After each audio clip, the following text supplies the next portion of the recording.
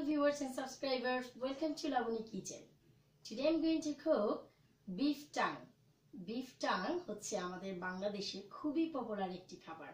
অনেকেই গরুর এই জিহ্বাটা অনেক সময় দেখা যায় কোরবানির সময় এক্সট্রা রেখে দেয় নিজেদের খাওয়ার জন্য, কারণ এটা খুবই সুস্বাদু খাবার। তো চলুন আজ আমি দেখাই কেমন করে আমাদের বাংলাদেশি গরুর যে জিহ্বা সেটা কুক করতে হয়। তো আমি প্রথমে একটি প্রেসার কুকার বসিয়ে দিয়েছি, কারণ গরুর টাংটি খুবই সফট করে কুক করতে হয়, এই জন্য আমি প্রথম থেকে আজ প্রেসার কুকারটি ব্যবহার করব। তো প্রথমে আমি প্রেসার কুকার দিয়ে এতে আমি 4 টেবিল স্পুন পরিমাণ কুকিং অয়েল ইউজ করব। এটা আমি extra virgin olive oil use করছি এবং আমি মিনিট খানিকের মতো রেখে দিব হালকা তেলটা ওয়ার্ম হওয়ার জন্য। তো আমার তেলটি গরম হয়ে গেছে, আমি দেখতে পাচ্ছি স্লোলি এখান দিয়ে স্টিম উঠছে।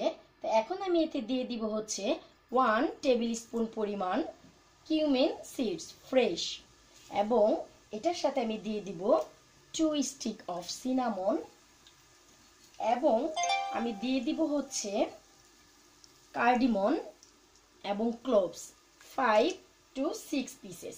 এটাকে দিয়ে আমি হালকা একটু ভেজে নেব। তো আমার মশলাটি ফ্রাই হয়ে গেছে, এখন আমি এতে অ্যাড করে দিব হচ্ছে 1.5 মিডিয়াম সাইজ চপড অনিয়ন।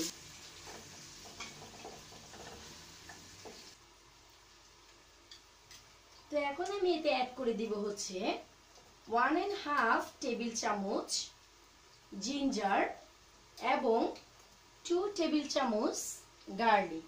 আমি গার্লিকের পেস্টটা হালকা একটু বেশি ব্যবহার করি, ফ্লেভারটা খুবই সুন্দর আসে।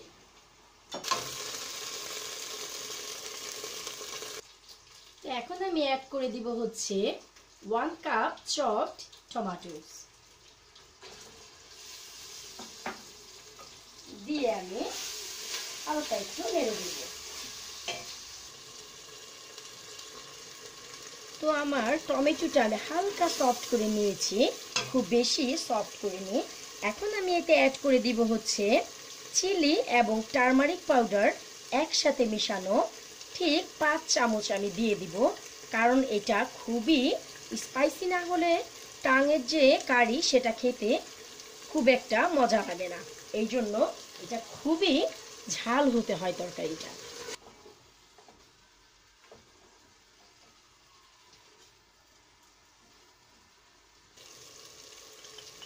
তো ঠিক এই মুহূর্তে আমি দিয়ে দিব হচ্ছে 1 টেবিল স্পুন পরিমাণ হোল গরম মশলা, যেখানে গরম মশলার প্রত্যেকটি অংশই রয়েছে। সবগুলো গরম মশলা, দারচিনি, এলাচ, লং এবং ম্যাশ আমি কিছু হালকা ফ্রাই করে একটু পাউডার করে নিয়েছি, সেটা থেকে আমি 1 টেবিল স্পুন ব্যবহার করলাম। তো ভিউয়ার, এখানে আমি নিয়ে নিয়েছি হচ্ছে সেই টাং গরুর জিহ্বা, যেটা এখানে 1.5 কেজি আমি নিয়েছি, এবং প্রথমেই আমি গরম পানিতে বয়েল করে জিহ্বাটা খুবই সুন্দর করে ক্লিন করে নিয়েছি উপরের যে ভাগ, এবং এরপর আমি এটা ছোট ছোট কিউব করে কেটে নিয়েছি কুক করার সুবিধার্থে। তো আমার মশলাটি খুব সুন্দর কষানো হয়ে গেছে, এখন আমি এতে অ্যাড করে দিব হচ্ছে আমার সেই কেটে রাখা ধুয়ে রাখা গরুর জিহ্বাগুলো।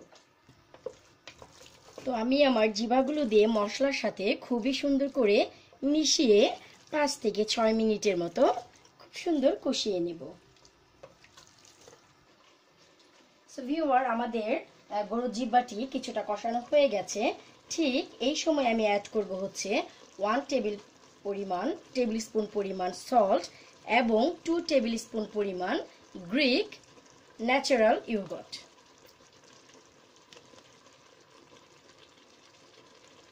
তো এটাকে দিয়ে আমি আরো 2-3 মিনিটের মতো কষিয়ে নিব। কষিয়ে আমি এতে গরম পানি অ্যাড করে দিব, দিয়ে আমি প্রেসার কুকারের মুখটা বন্ধ করে দিব হাফ অ্যান আওয়ারের জন্য।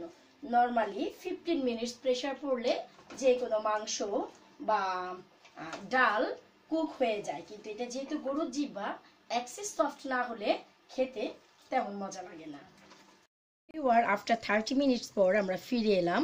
আমাদের প্রেসার কুকারটির মুখ যখন আমি ওপেন করেছি, তো দেখতেই পাচ্ছি যে আমার মাংসটি গরুর জিহ্বাটি সম্পূর্ণরূপে সফট এবং ফুল কুক হয়ে গেছে। তো এখন হচ্ছে আমাদের ফাইনাল পরিবেশনের পালা। তো চলুন আমরা পরিবেশন করে দেখি আমাদের গরুর জিহ্বাটার কেমন অবস্থা। তো ভিউয়ার, আমাদের গরুর জিহ্বাটি সম্পূর্ণ কুক করা হয়ে গেছে। এখন হচ্ছে টেস্টের পালা। চলুন। ওয়াও, ইটস লুক ইয়ামি এবং খেতে আশা করি খুবই মজা হয়েছে। যদিও আমি এখনো পর্যন্ত ট্রাই করিনি, তবে আমি ট্রাই করব যে আমার গরুর জিহ্বাটা কেমন হয়েছে। তবে গরম গরম ভাতের সাথে গরুর এই জিহ্বার যে টেস্ট খুবই বেড়ে যায়। আমি একটু টেস্ট করে দেখব যে আসলে এটার টেস্ট কেমন হয়েছে, কারণ আমি তো জাস্ট লবণটা চেক করেছি, লবণটা ঠিক ছিল। এখন হচ্ছে আমি দেখব যে হালকা ভাতের সাথে এটা টেস্ট কেমন।